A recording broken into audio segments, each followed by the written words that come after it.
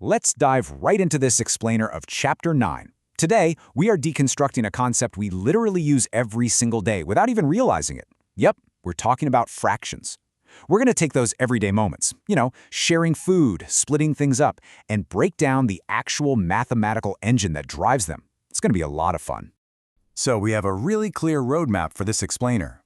We'll start with Section 1, the basics of fractions. Then hit numerators and denominators, finding equivalent fractions, comparing different fractions, and finally, adding and subtracting fractions. All right, Section 1, the basics of fractions. Let's start with the absolute foundation, which is what it actually means to share things equally in the real world. Think about splitting a guava into 2 equal pieces, or sharing a cake among 3 friends. Fractions are really just the mathematical language for this everyday distribution. If you take one part of that cake, you're taking a definitive fraction of the whole thing. It's that simple. Now, to navigate this properly, we need the right vocabulary. Whenever we talk about parts of a whole that are between 0 and 1, like 3/8, we call those proper fractions. But if we isolate just a single piece of that whole, like 1/2 or 1/3, that's called a unit fraction. You can think of unit fractions as the fundamental building blocks of everything else we're going to talk about today. Moving right along to Section 2, numerators and denominators. Now that we know what fractions actually are, we need to learn their anatomy so we can fluently speak the language of math. Every fraction has 2 distinct parts. Take 4/7, for example. We've got a top number and a bottom number. They're separated by a line, and each one performs a highly specific job. Simply put, the denominator, that bottom number, dictates the total number of equal parts the whole unit is divided into. Going back to our earlier example, it's the total number of slices in the entire cake. The numerator, on the other hand, is the top number. That tells us how many of those parts we are actually considering. In other words, how many of those cake slices are actually sitting on our plate right now. Okay, let's jump into Section 3, finding equivalent fractions. We're going to see how this builds into an amazing sort of mathematical illusion, where fractions that look entirely different on paper actually represent the exact same amount. Imagine doing a quick physical activity. Say you take 2 identical circular paper cards. You fold the first one once, dividing it into 2 equal parts, so halves. Then you take the second card and fold it twice, dividing it into 4 equal parts, quarters. Now, if you unfold them and color in exactly half of each card, a really funny thing happens.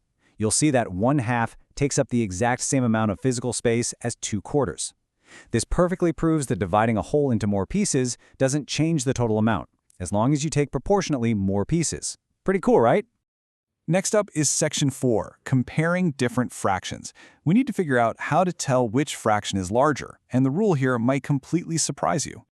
Consider this question for a second. We all know the number 5 is bigger than the number 3, so does that mean 1/5 is bigger than 1/3? Well, actually, scratch that. It's a counterintuitive concept that trips up a lot of people, so let's break it down logically. When you visualize it, the rule becomes immediately clear. A 1/3 block is noticeably larger than a 1/5 block. Remember what we just learned about denominators?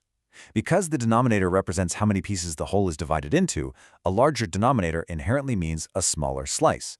You're dividing that same exact whole among a larger group of people, so everybody gets less.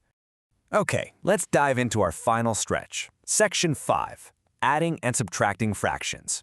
This is where we put all these building blocks together to do some actual real-world calculations. The golden rule of adding and subtracting fractions is wonderfully simple, provided you remember 3 key things. First, you only add or subtract when the denominators, those bottom numbers, are exactly the same. Second, you just add or subtract the numerators, the top numbers, to find your answer. And third, you leave the denominator completely unchanged in your final answer. Do not touch it. Applying this is super straightforward. Let's look at an equation from Chapter 9. 5/7 minus 2/7. Well, 5 minus 2 is 3, leaving us with 3/7. Notice how the size of the slice, the 7th, remains a constant label. The bottom number didn't change at all.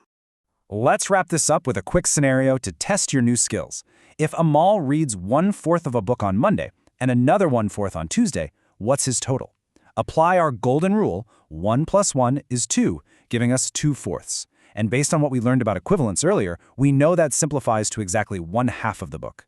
So as we conclude this explainer, here's a thought to leave you with today. Look around your world. From the fuel gauge in your car to the ingredients in your dinner tonight, how often are you relying on the hidden mechanics of fractions to navigate your day?